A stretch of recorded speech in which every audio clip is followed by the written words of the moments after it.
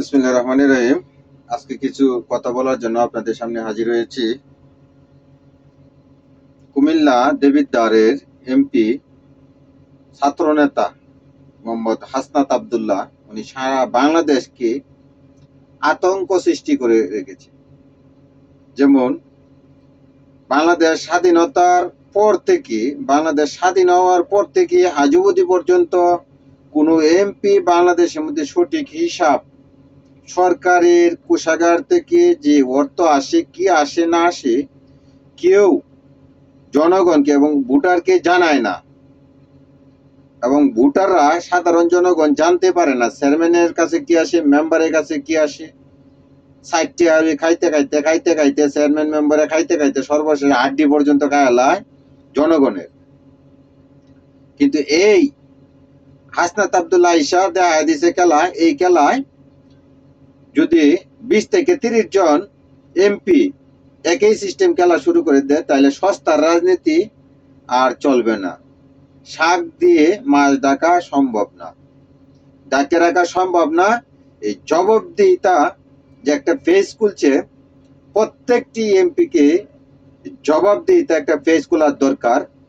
মাসে প্রত্যেক উপজেলায় কত টাকা আসে, কত টাকা ব্যয় হয়, কত টাকা কিভাবে দিচ্ছে, কি কাজ আসছে, কি কন্ট্রাক্টরে কি কাজ করতেছে, সাকুল্য কিছু ডিটেলস এই জবাবদিহিতার মাধ্যমে পেশ করা হোক। তাহলেই মনে হয় যে বাংলাদেশ একটা সোনার বাংলাদেশ। শেখ মুজিবুর বলেছিল যে আমি এতটি কম্বল আনলাম, সর্বশেষ কম্বল দিতে দিতে সব শেষ, কিন্তু একটা কম্বল শর্ট হইলো, লোক হইলো 18 কোটি।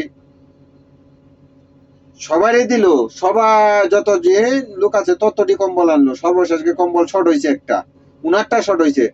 এই সুরের দেশ পরিবর্তন করতে গেলে, দেশ থেকে সুর বিতাড়িত করতে গেলে জবাবদিহিতা ফেস খোলার প্রয়োজন। এবং হাসনাত আবদুল্লাহর মতন 2-4-20 জন এমপি যদি পার্লামেন্টে যাইতেই পারে, আর সস্তা রাজনীতি করা যাবে না। সস্তা রাজনীতি করা যাবে না। এই জমিন বিক্রয় করিয়া এমপি গিরিও হবে না। কোটি কোটি টাকা খরচ করিয়া 20 কাঠা 40 কাঠা ক্ষেত বেচিয়া 20 লাখ 50 লাখ 1 কোটি টাকা খরচ করে একজন চেয়ারম্যানও হবে না।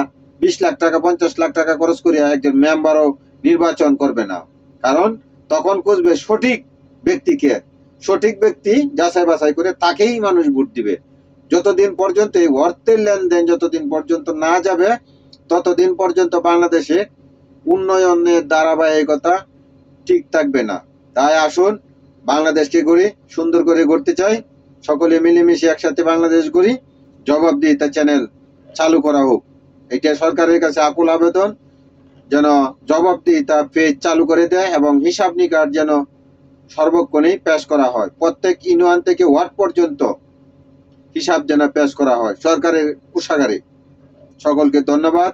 ভিডিওটি সবাই সাবস্ক্রাইব করে রাখবেন এবং বেশি বেশি করে শেয়ার দিবেন, যেন জনাব মোহাম্মদ বাংলাদেশের প্রধানমন্ত্রী জনাব মোহাম্মদ তারেক রহমানের কাছে যেন এই ভিডিওটি যেন পৌঁছে যায়।